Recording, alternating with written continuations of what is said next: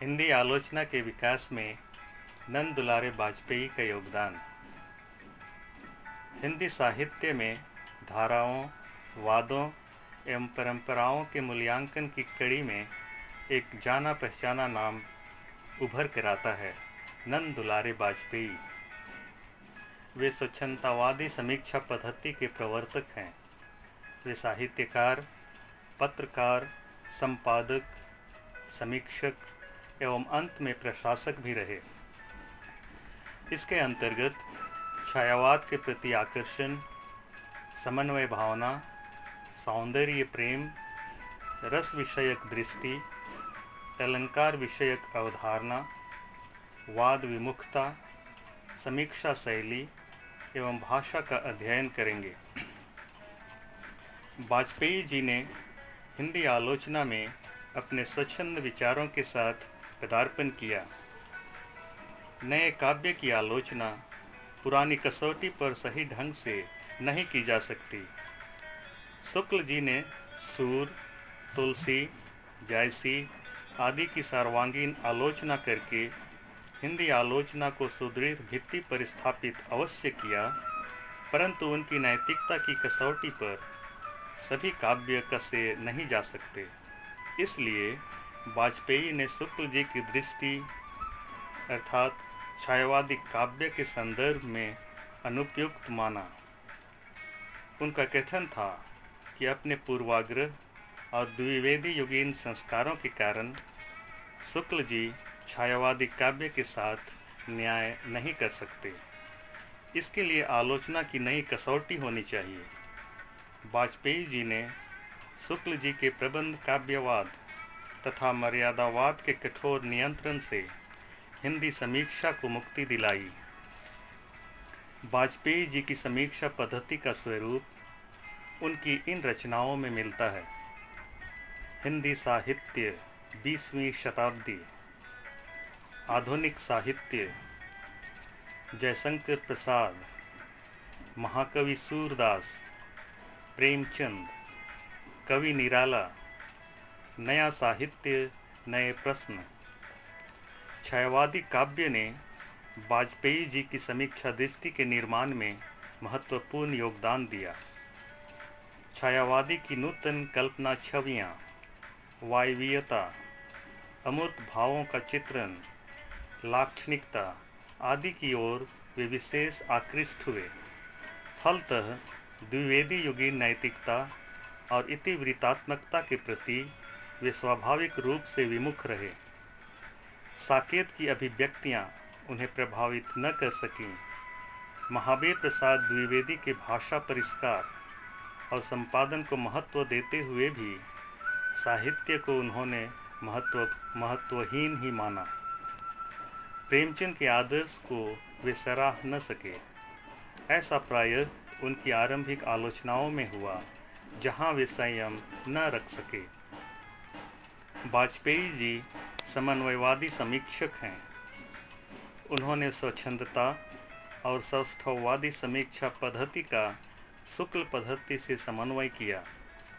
शुक्ल जी के नीतिवादी दृष्टिकोण को स्वीकार करते हुए उन्होंने उसे लोक कल्याण में रूपांतरित कर दिया। साहित्य का उद्देश्य चरित्र निर्माण है।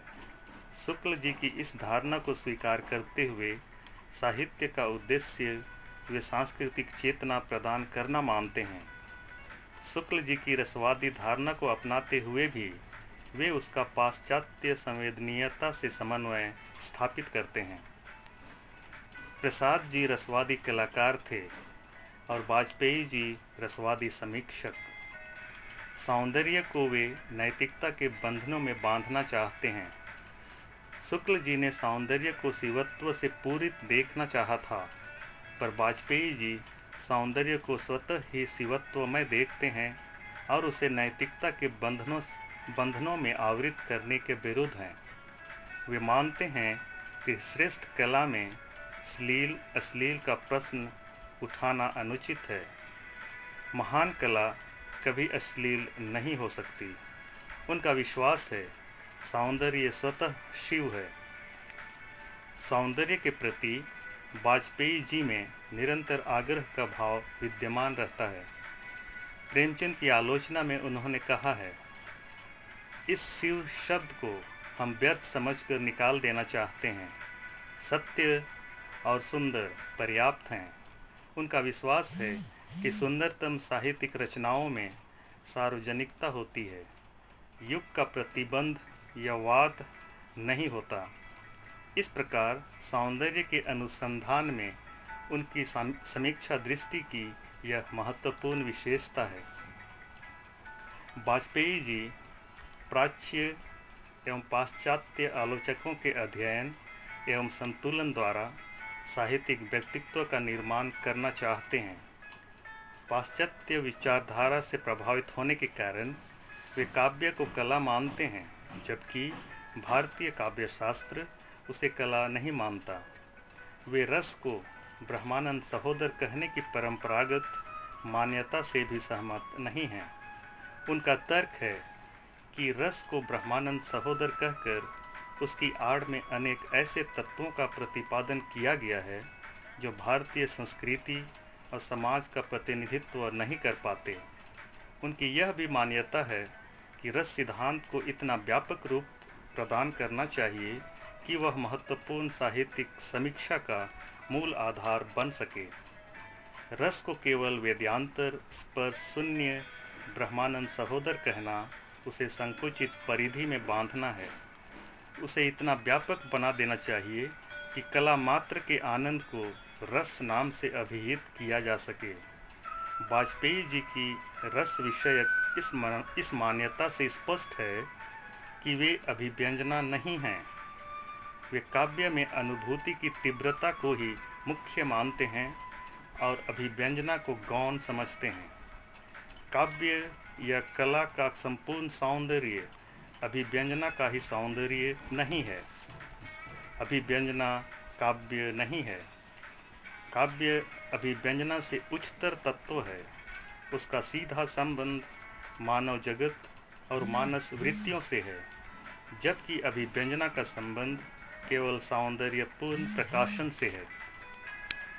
वाजपेयी जी का अलंकार संबंधी दृष्टिकोण यह है कि अलंकार काव्य के लिए आवश्यक नहीं है।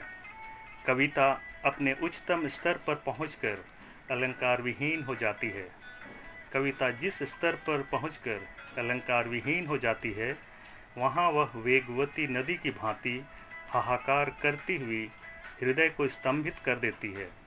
उस समय उसके प्रवाह में अलंकार, ध्वनि, वक्रोक्ति आदि न जाने कहाँ बह जाते हैं और सारे संप्रदाय न जाने कैसे मटियामेट हो जाते हैं। वाजपेयी जी के अनुसार ऐसी उच्च स्तरीय कविता में अर्थकार वही कार्य करते हैं जो दूध में पानी। इससे प्रकट है कि वाजपेयी जी काव्य में अनुभूति को प्रधानता देते हैं, अभिव्यक्ति को नहीं। वाजपेयी जी किसी वाद में आस्था नहीं रखते। उनका कथन है, वाद पद्धति पर चलने का नतीजा साहित्य में कृत्रिमता बढ़ाना, दलबंदी फैलाना और साहित्य की निष्पक्ष माप को क्षति पहुंचाना ही हो सकता है। आलोचक कर्म की सफलता के लिए वाजपेयी ने दो आवश्यक शर्त बतलाए हैं।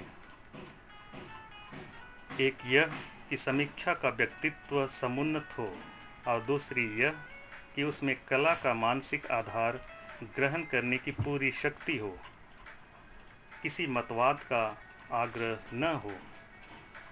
वाजपेयी जी की समीक्षा शैली व्याख्यात्मक और विवेचनात्मक है। उनकी मुख्य विशेषता है, किसी कृति की विशेषताओं का उद्घाटन करते समय वे क्रम के अनुसार 1, 2, 3 नंबर देते हुए उनका वर्णन करते हैं। शुक्ल जी की भांति किसी एक तथ्य को सूत्र रूप में उपस्थित करके उसकी व्याख्या नहीं करते, अपितु तथ्यों का क्रम के अनुसार वर्णन करते हैं। व्याख्या में पूर्णता और प्रभावात्मकता की सृष्टि के लिए वे तुलनात्मक पद्धति का प्रश्रय भी ग्रहण करते हैं। साकेत की आधुनिकता पर विचार करते हुए उसकी कामायनी, कुरुक्षेत्र और मानस से तुलना करते हैं। कहीं कहीं विषय में डूबकर वे भाव विभोर हो जाते हैं। ऐसे स्थलों पर उनकी आलोचना प्रभाववादी हो जाती है। सूर की आलोचना में ऐसा देखा जा सकता है, परंतु ऐसे स्थल अत्यंत कम हैं। वाजपेयी जी कहीं कहीं आवेश में आकर प्रश्नों की बौछार करने लगते हैं। जैसे शेखर एक जीवनी की आलोचना का यह प्रसंग देखिए। अब वह अर्थात शशि और भी निराश्रित हो गई, किंतु शेखर को और बल मिला। संस्कार के लिए, समाधान के लिए, शांति के लिए नहीं, आत्म प्रवचना के लिए, आत्म प्रवंचना के लिए, विषाद तृप्ति के लिए, अहम पूर्ति के लिए। हास्य व्यंग्य का सन्निवेश वाजपेयी जी की आलोचना शैली की एक अन्य विशेषता है। कहीं कहीं व्यंग्य में तीखापन भी आ गया है। वाजपेयी जी की आलोचनाओं की भाषा संयत एवं गंभीर है। डॉक्टर नागेंद्र ने उनकी भाषा और विवेचन पर अस्पष्टता का आरोप लगाया है, जो अनुचित है। वस्तुतः वाजपेयी जी की भाषा में भाव का उद्बोधन विविध रूपों में होता है।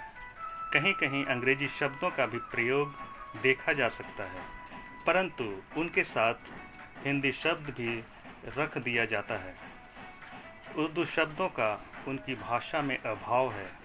तथ्यों के उल्लेख के अवसरों पर वाक्य छोटे रहते हैं, जबकि भावों का प्रवाह रहने पर वाक्य स्वतः बड़े हो जाते हैं। वाजपेयी जी आधुनिक हिंदी समीक्षकों में महत्वपूर्ण स्थान रखते हैं। प्राचीन और नवीन के सहज सामंजस्य को नया रूप, नया जीवन और नई दिशा देने का उन्होंने सराहनीय कार्य किया है।